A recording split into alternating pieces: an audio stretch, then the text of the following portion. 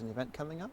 That's right. We're holding an event at the Peterborough Public Library Thursday, February 26th, and people can learn about the details of the inventories that we did last summer, and they can also come to some future events that we're having in March, March 26th, where we have tree tips from the experts. All right. Sounds good. I don't know about you, but I like the urban forest when it's a bit warmer and there's some leaves. That's true, yeah. All right, let's head back inside, Chris. And I'd like to thank you for joining us today for the Green Update, and we'll see you again next week. The Green Update is brought to you by the City of Peterborough, reminding you to separate your recycling into two streams: paper products and film plastics or containers.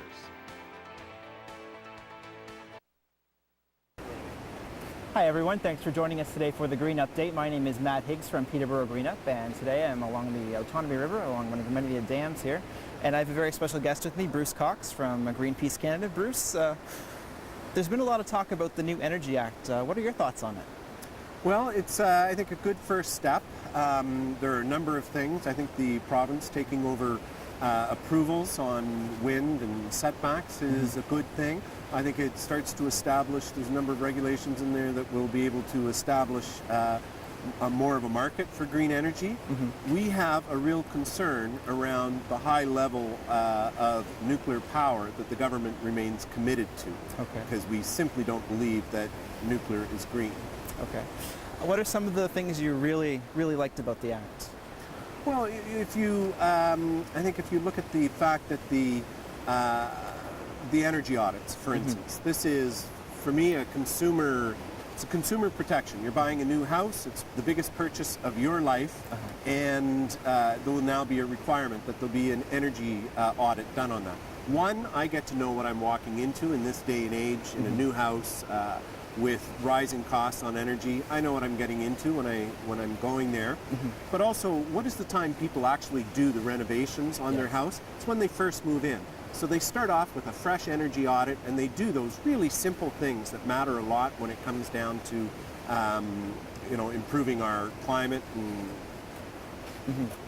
And I understand that there was a proposal that they're going to do away with municipalities having control over new renewable energy sources, and the government is going to have like one blanket legislation. What do you think about that?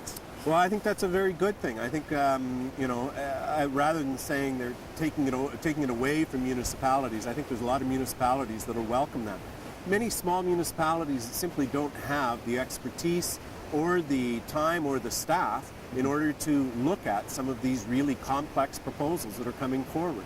I think, wind turbines, are a good thing, but, they need regulation, and the province will be able to supply that. So rather than saying it's taking it away from communities, it's actually putting a resource back into communities that they can go to the province, and we will have it won't be pitting one municipality against the other. And we've seen that in, places up along Huron, where from virtually one township to the next, one concession road to the next, you have two completely different sets of rules governing what can happen with wind turbines. Okay, and quickly, I understand there's been some opposition from the other parties. What do you have to say to them? Well, I think the bill will be strengthened when it goes to the House. That's important. I think the new green economy is going to be based in green energy, and we have to get a move on. We have a very time-limited, we're very time-limited in making some real changes on climate change, and now is the time to move forward. We've had years and years of talk. Let's move it forward. Let's make the bill even stronger, and I would say you can't have a Green Energy Act with 50% nuclear. And we have an opportunity right now to, where we should really be pushing, is let's shut down and phase out the Pickering B nuclear reactors. All right, Bruce, it was great to talk to you today, and I'd like to thank you for joining us for the Green Update, and we'll see you again next week. The Green Update is brought to you by the City of Peterborough, reminding you to separate your recycling into two streams: paper products and film plastics or containers. If you have any questions about today's episode of the Green Update, call Peterborough Green Up at 745-3238. Hello and welcome to the Green Update. My name is Matt Higgs from Peterborough Greenup, and today I am joined by Kathy Mitchell and Mike Gibbs. And the three of us were just having a little discussion about how lucky we are to live in this part of Ontario and how important the Kawarthas are to both our economy and the tourism in the area. And Mike is going to be having a workshop coming up. Mike, tell us some about this workshop. Sure. Yeah, it's a workshop that we're hoping to have resort owners and marina operators come out and join us to learn about the environmental health of the Kawartha Lakes. I guess the theme of it is how the health of our lakes contribute to the success of waterfront businesses. Okay. So in the first half of the day, we're going to be talking about the environmental health of the lake. So we're going to be providing them with a bit of a snapshot of the current health of the lake. So we'll be having an M&R biologist coming to speak to us about the state of the fisheries throughout the Kawartha Lakes.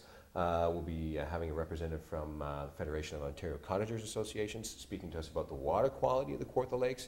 And then we'll be having a professor from Fleming to talk about, in some areas, we're seeing an excessive amount of aquatic plant growth. So he'll be talking about that. And then we'll have a representative from the Marina Operators Association speaking to us about how marinas can go green. So just kind of environmental snapshot in the morning, and then in the afternoon we'll be talking about green trends in tourism throughout Ontario and specifically here in the Peterborough region as well. And then Kathy's going to be helping us out with some examples of some local area lake-based businesses that are doing some stuff. Kathy, you want to touch on that? That's right. Well, we more often are seeing hospitality industry and business owners calling us up here at Greenup to see what they can do. And more tourists are looking for eco resorts and marinas to go to, as they want to be contributing to the lakes and the Trent Severn Waterway. Make sure that it's there for their children and their children's children. And of course, it helps with the success of business. So we've been working with a lot of people in this area, and more specifically, we've asked two resort owners to come and speak about their personal experiences and what they're doing. We're lucky enough to have the Elmhurst Resort General Manager to come and speak about what they're doing up at Elmhurst, where they have local sustainable farming. They have a wonderful renewable pellet boiler system to heat the facility, and they're also doing other types of small retrofits, low-cost retrofits that have high paybacks. And it'll also be interesting to speak to the co-owner of Beechwood Resort, who will be coming to speak to us about their new geothermal systems that they've installed over the past summer. And they also see a lot of behavioral changes there. They're doing composting and other types of things, and asking their tourists and visitors to be encouraged to be involved in these processes. So it'd be really exciting to hear what they're doing and to try and learn from the other doers in the community. Well, that sounds like some really fascinating topics you guys are going to be covering. What happens? How do I sign up? The best way to sign up would be to contact Mike here at Greenup.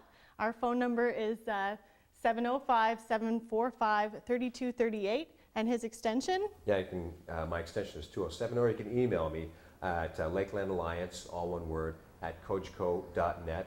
Like I said, we mentioned it's a free event. It will be a fantastic lunch will be provided as well, and it's going to be taking place at the Irwin Inn, which is on Stony Lake, and it'll be a fantastic location, so it should be a great day. Great. So join us on March the 12th. Free lunch. Yeah. You can go wrong with that. Great talking to both of you today. Thank you. All right. Thanks, and man. Thank you for joining us today for the Green Update, and we'll see you again next week. The Green Update is brought to you by the City of Peterborough, reminding you to separate your recycling into two streams: paper products and film plastics or containers. If you have any questions about today's episode of the Green Update, call Peterborough Green Up at 745-3238.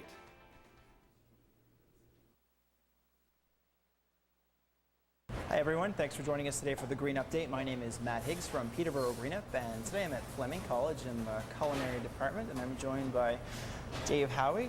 Dave, I understand you've been doing some green initiatives here. What have you been doing? We've been doing pretty well with our initiatives. We've been taking a look at what we can do to possibly make the students more aware and make our program a little bit greener, certainly. So the biggest thing that we did right away was we looked at our curriculum and our purchasing, and streamlined our purchasing to get as few deliveries as possible, and to kind of capitalize on that. We actually save money by getting fewer deliveries, and we're actually helping the environment as well. Okay. In terms of food, what have you done in that area? With the food, we, as much as possible, we use local suppliers. not just like we use Cisco and Peterborough wholesalers as our local distributors, but we also get the product sourced as locally as possible to try and promote the cutting down of excessive shipping fees. Okay, and I understand you do some composting as well. We do a lot of composting. Any of our scraps of trim and waste, we have a composting system in place for a number of years now, and any generated usable trim we actually turn into a soup or into some sort of a product that the Brock Mission can use. Okay. And I see you have some disposable cutlery here. Tell us about that. Yeah, we for our restaurant, we've gone to disposable, biodegradable cutlery and takeout containers that are microwavable. Okay. We feel it really important to get away from styrofoam and aluminum if possible, and show the students just what's out there. So these are actually biodegradable. So once they hit the compost heap, they should be gone in about a month or so. Okay. Thank you. Thank you. Just the 4, Chef. Just the 4, let's pick that up then. All right, and now we're joined by Steve Benz of Fleming College. Steve, tell me about some of the green events you have here. Well, we try and be as green as possible. We try to use as much local product as we can.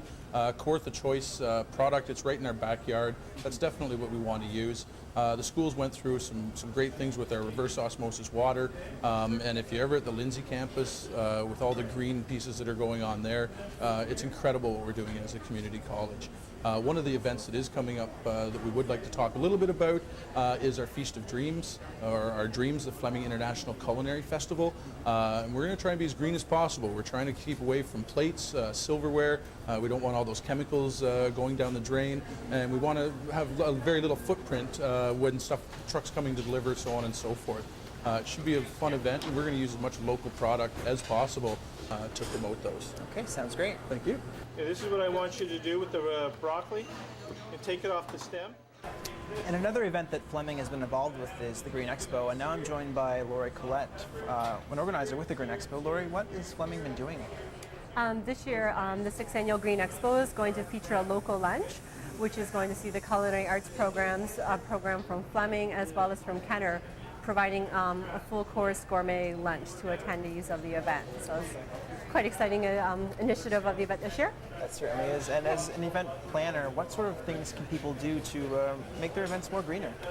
Well, kind of the obvious things that I do, the composting, the recycling, things like that, and then cut down on paper. I don't have tickets. People just get a stamp when they enter the door.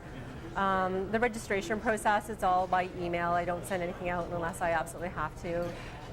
Those kind of things. Also back to the food, like we're using all biodegradable containers or things we can just wash and use again. And when is the Green Expo, Lori? Saturday, April the 25th from 10 until 4, and it's at the Evan Rood Center. All right, that sounds good. Look forward to seeing you there. Okay, thanks. All right, thank you for joining us today for the Green Update, and we'll see you again next week. The Green Update is brought to you by the City of Peterborough, reminding you to separate your recycling into 2 streams: paper products and film plastics or containers. If you have any questions about today's episode of the Green Update, call Peterborough Green Up at 745-3238.